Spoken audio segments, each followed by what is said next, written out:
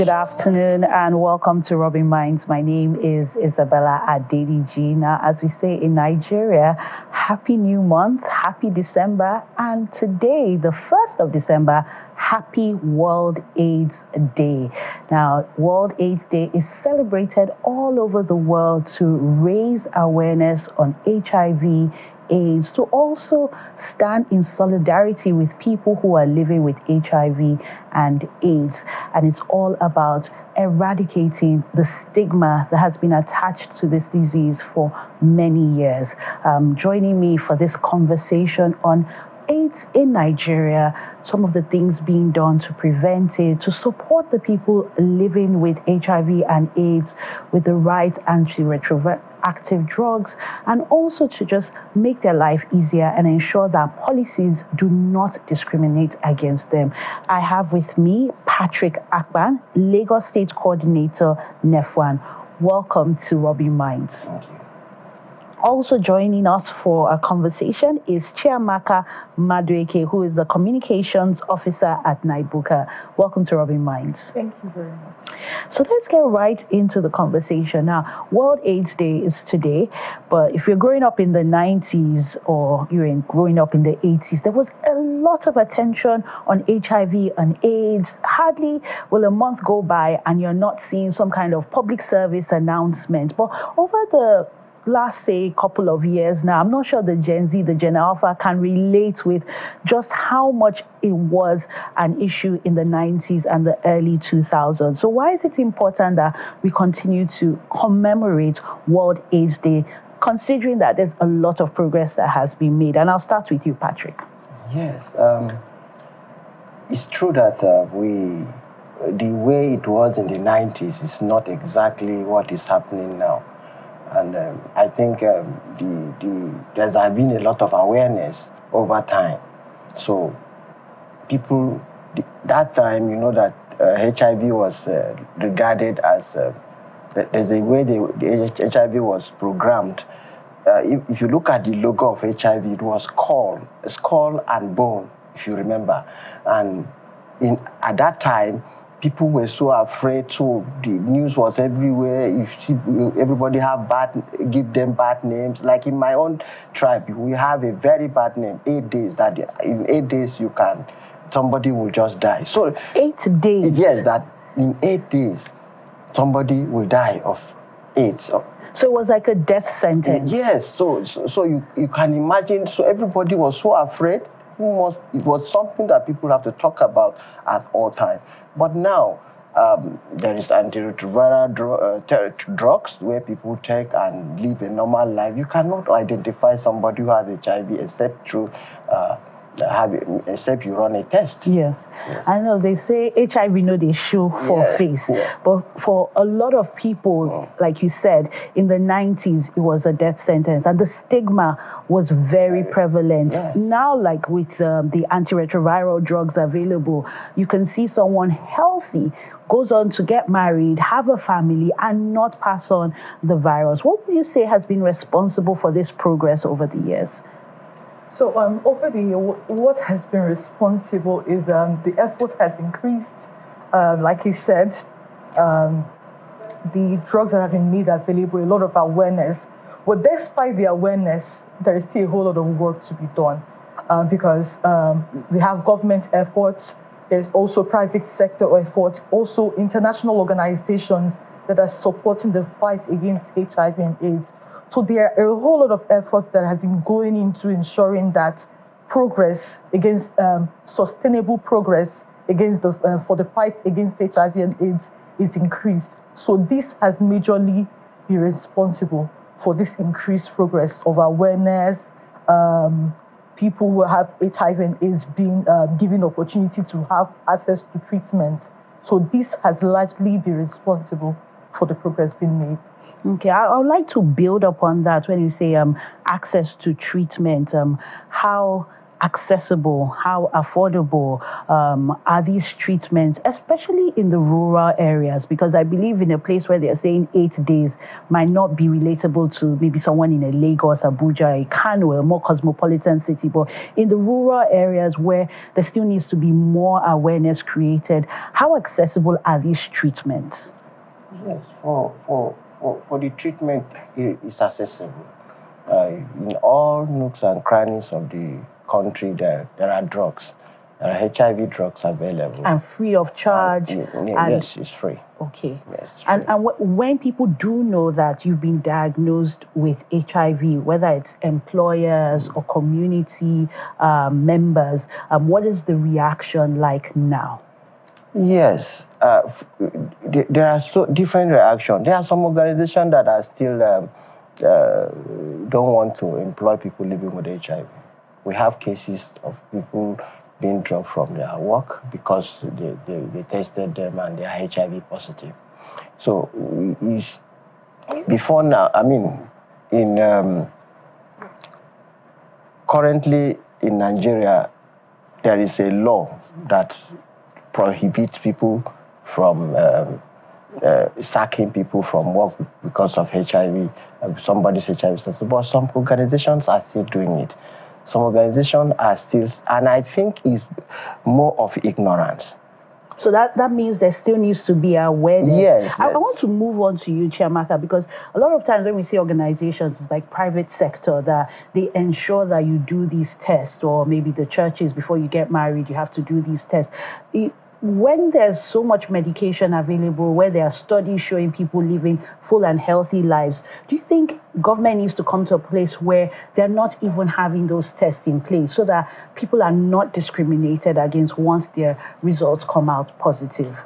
Sorry, I didn't get that question. So right now, organizations will ask you to do an HIV test, or churches will ask you to do an HIV test. Now, to build on what he said, that once that test comes out positive, you're not given employment. So should we be looking at a place where government is insisting that these organizations don't ask for HIV tests, considering that there are studies showing people living healthy and full lives?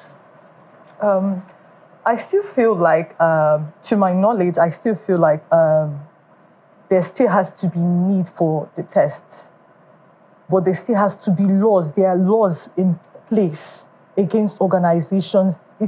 Because if someone tests for HIV, I still believe that the opportunity that should be made available to even those who are not living with HIV should still be made available to those who have HIV. So to me, it's not really about the testing, it's what happens afterwards. So I believe that organizations, they have their reasons why they want those employees to go for those tests. But afterwards, what happens afterwards is what we're more concerned about. Are they going to be discriminated because they tested positive to HIV? So that is the major thing that we're more concerned about. And like he said, there is law. There are laws prohibiting situations like that, because you've discovered that someone is HIV positive and then you're discriminating, you're stigmatizing, you don't want to give certain people jobs because they're HIV positive. So now the issue might actually be the enforcement of those laws. I think what is important now is to get some personal stories. Like we can say all these things, but for the people who are living with HIV, are there instances where, and perhaps you can also share personally, where you get a testing and the relationship changes, whether it's a personal relationship, whether it's a friend, whether it's an organization? What's the reality on ground? Funny enough, I only experienced stigma once. I've not been stigmatized. It's only once that I. And what happened in that instance? Then I was the coordinator of a support group in NIMA, Nigerian Institute of Medical Research. And there was a program. There was a program to send off the DG, and I was invited to speak on behalf of that organization. I mean, our support group. Eventually, we were seated on a table, different tables, and then I was invited to come over to to deliver my goodwill message. When I got to the place, I introduced myself. When I went back, as I went back to the table, I did not see anybody seated on that table again. Wow. So I was surprised to see that people had left the table because they don't want to sit where I am sitting. So that was a big stigma. I was surprised also that they moved to tables where some of my colleagues are also sitting. They wouldn't know that they have other people who are also HIV positive, and they are seated on other seats. And they went to sit with them, not knowing that they just run away from me, and they are going to another set of people.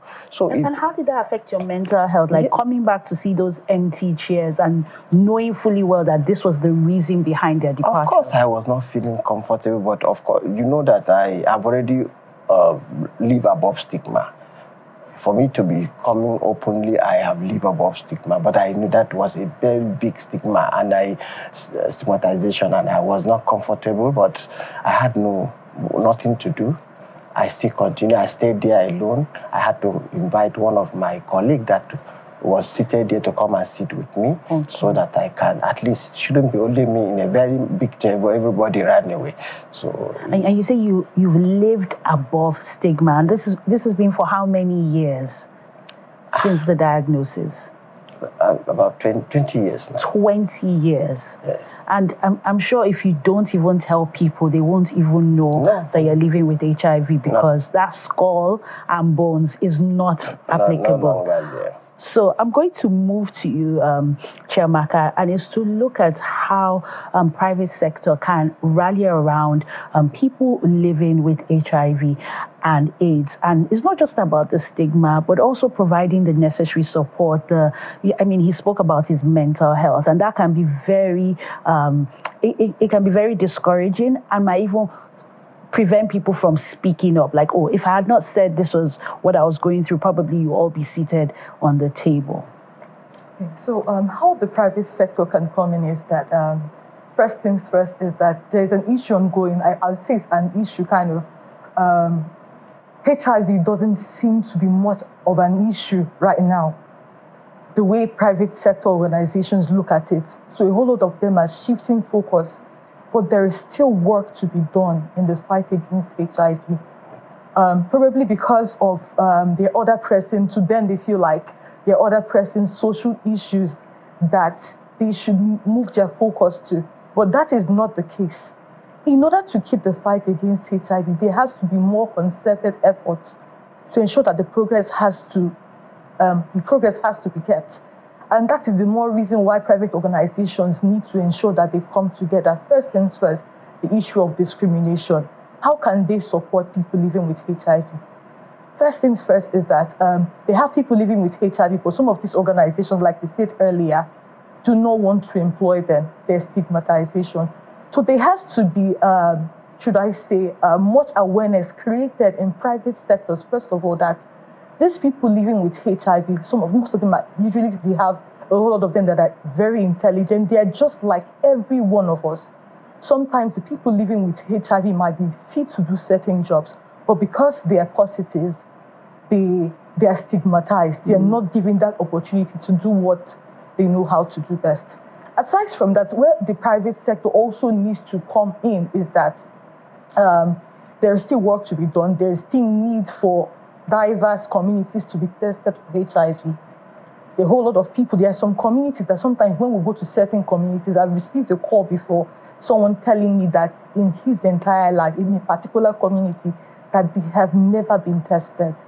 So these are situations that are on ground. And also with the people living with HIV, sometimes when they have access to ART, that's antiretroviral therapy, there's still the issue of nutrition. Some of them are unable to take their drugs. Why? Because they do not have the means to eat. They don't have the means to eat healthy food. And in order to the antiretroviral drugs to be very effective, they need to have meals that are quite nutritious. So this is where private sector comes in. There needs to, like, HIV. So it's a concerted effort, yes, and is multidimensional. Yes. I'll move to you, Patrick. And what do you feel the government can be doing what can the private sector be doing? How can your life be improved, and those of others living with HIV/AIDS, whether it's employment or it's just even acceptability in society and living above the stigma, like you said? Yes, I know that for government of Lagos State, for instance, they are trying. I want to commend Lagos State because they are actually helping people living with HIV. At many times in fact, few days from, on Tuesday there will be some empowerment by Lagos State government through Lagos State AIDS Control Agency. So governments are doing their best, they are trying, but the number, we have quite a number.